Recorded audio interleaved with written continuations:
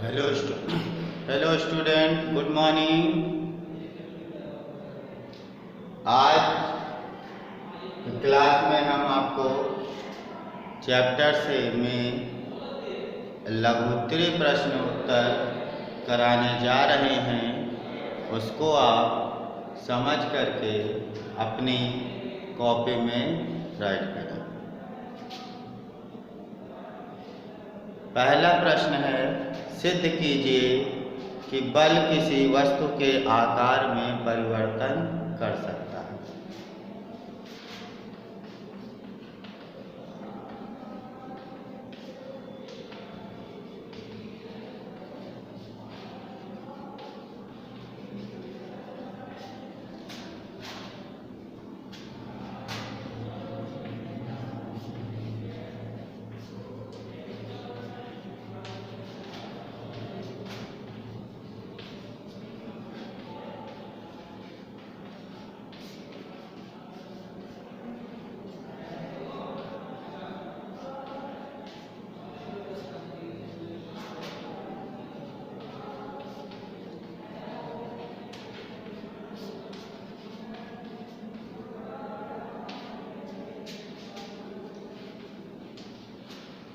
सिद्ध कीजिए कि बल किसी वस्तु के आकार में परिवर्तन कर सकता है। अब इसमें एक हम क्रियाकलाप करते हैं। क्या क्रियाकलाप है कि एक प्लेट में हम गूंधा हुआ आटा लेते हैं। ध्यान से दीजिएगा, एक प्लेट में हम गूंथा हुआ आटा लेते हैं और अब उस गूंथे हुए आटे को हाथों को से नीचे दबाते हैं। जो प्लेट में गूंथा हुआ आटा है उसको हम अपने हाथों से नीचे की ओर दबाते हैं तो आप देखते हैं कि गूंथा हुआ आटा की आकृति में परिवर्तन हो जाता है। जब हम आटे को नीचे की ओर दबाते हैं तो उसमें क्या होता है, आकृति में आकार में परिवर्तन हो जाता है। इससे यह परिणाम निकलता है, इससे यह निष्कर्ष निकलता है कि बल, क्योंकि हमने हाथों से गूंथे हुए आटे पर बल लगाया है, तो इससे यह निष्कर्ष निकलता है कि बल किसी भी आकृति की, किसी भी वस्तु की आकृति को परिवर्तित कर सकता है, उसके आकृति में परिवर्तन कर सकता है। तो ये है आपका प्रश्न नंबर 1। क्रियाकलाप के आधार पर हमने आपको एक्सप्लेन किया है। ठीक है, आप अपने जैसे घर में देखते होंगे, आपकी मम्मी या सिस्टर जब गूंदे हुए आटे से रोटी, पूड़ी या पराठा बनाती हैं तो वो आटे की पहले लोई बनाती हैं, फिर उसको दाब देती हैं और फिर बेलन से बेल करके उसकी आकृति परिवर्तित कर देती हैं। कहीं पर पराठा बनता है, कहीं गोल रोटी या पूड़ी बनती है। क्लियर? ओके। प्रश्न नंबर 2 है, प्रामाणिक वायु दाब से आप क्या समझते हैं?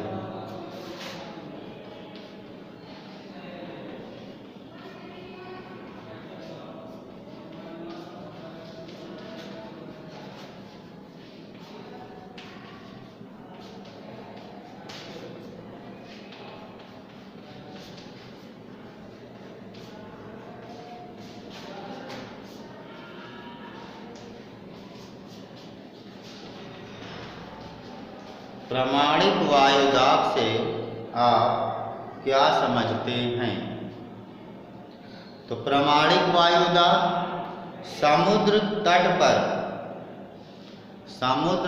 पर वायुमंडल का दाब पारे के 76 सेंटीमीटर ऊंचे स्तंभ के दाब के बराबर होता है।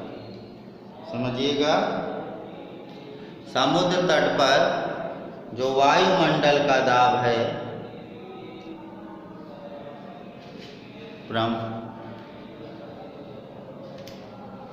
समुद्र तट पर वायुमंडल का दाब पारे के 76 सेंटीमीटर ऊंचे स्तंभ के दाब के बराबर होता है। इसका मान होता है 1.013 गुणे 10 की पावर 5।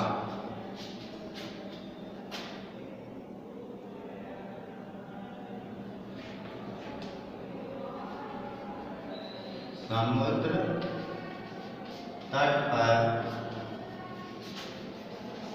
वायुमंडल का दाब पारे के 76 सेंटीमीटर ऊंचे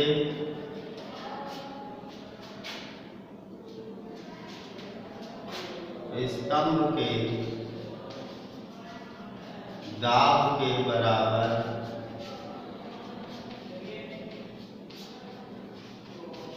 होता है। इसका मान 1.013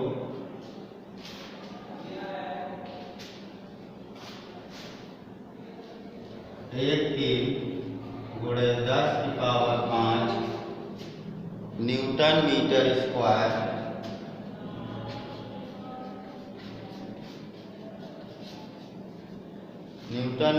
स्क्वायर या 1.013 गुणे 10 की पावर 6 डाइम्स प्रति सेंटीमीटर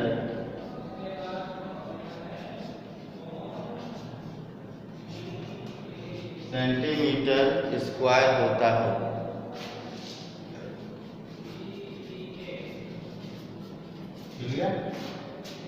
समुद्र तट पर वायुमंडल का दाब पारे के 76 सेंटीमीटर ऊंचे स्तंभ के दाब के बराबर होता है।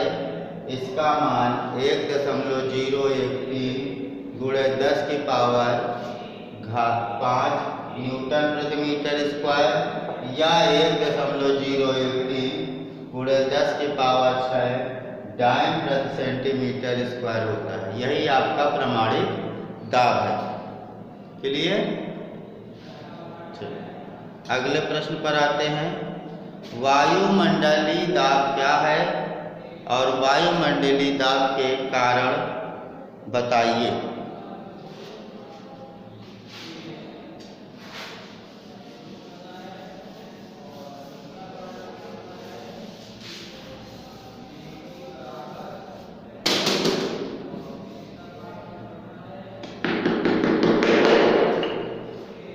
वायुमंडलीय दाब क्या है?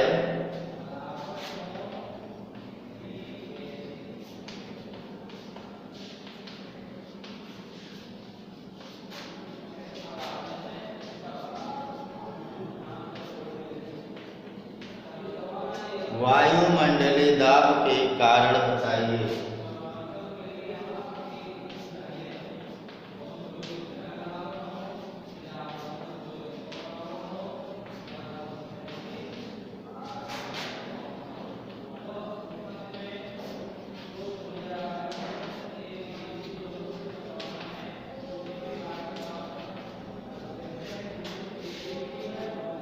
वायुमंडलीय दाब हमारे चारों ओर वायु है।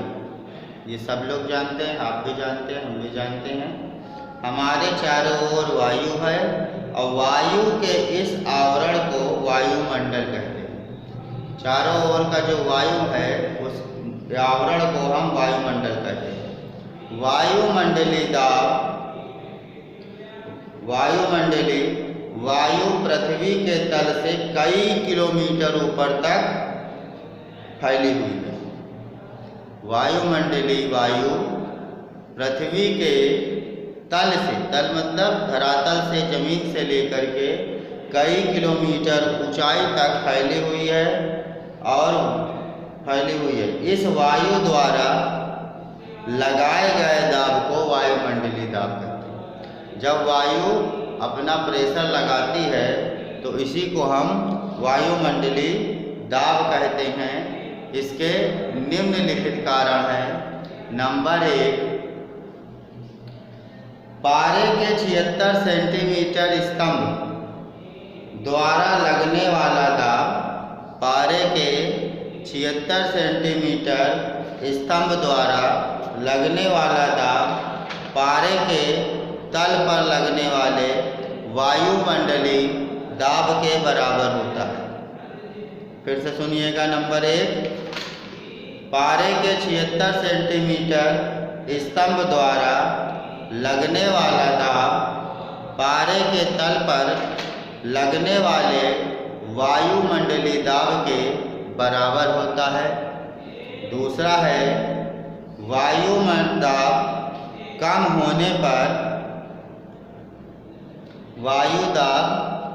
होने पर नली में पारे के स्तंभ की ऊंचाई 76 सेंटीमीटर से कम हो जाती है। जैसे वायुमंडल दाब कम होता है, वायु दाब कम हो जाता है, पारे के स्तंभ का दाब जो 76 सेंटीमीटर ऊंचे है वो नीचे की ओर आ जाता है।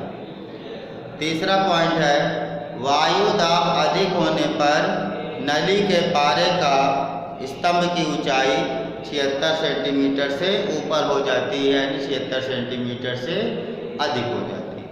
तो ये आज हमने आपको चैप्टर के 3 प्रश्नोत्तर आपको समझाए हैं, करवाए हैं। इसकी इमेज वीडियो के साथ आपके ग्रुप में भेजी जाएगी।